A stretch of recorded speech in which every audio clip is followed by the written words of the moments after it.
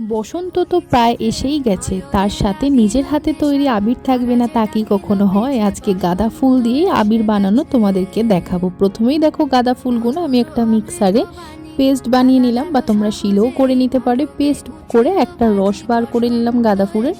এর সাথে food colour নিয়ে কিছুটা পরিমাণে কর্নফ্লাওয়ার নিয়ে একটু একটু করে জলটা দিয়ে ভালো করে মেখে নিলাম।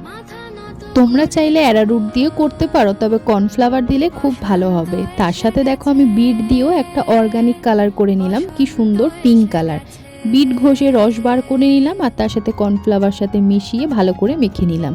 এবার ছাদে কিছুক্ষণ রোদে দিয়ে দেবো। একদিন রোদে দেওয়ার পর দেখো টেক্সচারটা এরকম হয়ে গেছে। এবার আবিরগুলোকে আমি চেলে নেব। আবিরটাকে চালার পর আমি একটা ফ্রেগরেন্স পাউডার দিয়ে দিলাম, যাতে খুব সুন্দর একটা আবিরের স্মেল আসে। আবিরের অন্য পদ্ধতিতে যদি বাড়িতে বানাতে চাও তাহলে অবশ্যই চ্যানেলটিকে সাবস্ক্রাইব করো, এরকম ভিডিও আসতে চলেছে।